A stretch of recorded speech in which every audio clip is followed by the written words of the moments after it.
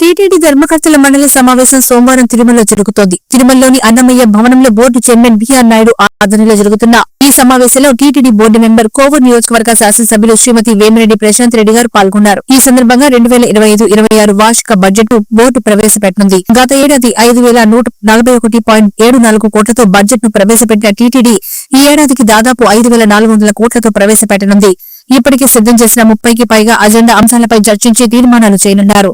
గత సమావేశంలో తీసుకున్న నిర్ణయాలపై సమీక్షించడంతో పాటు ఇతర పనులకు నిధుల కేటాయింపులపై సమావేశంలో తీర్మానాలు చేయనున్నారు.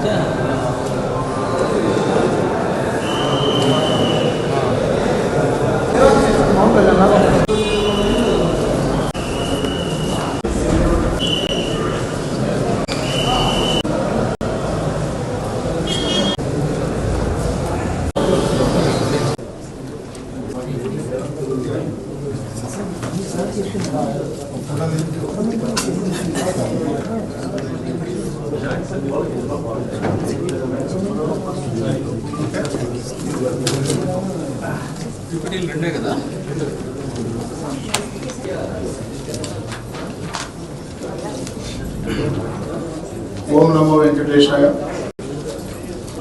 ఇటీవల అకాల మరణం చెందారు. వాళ్ళ మనశ్శాంతి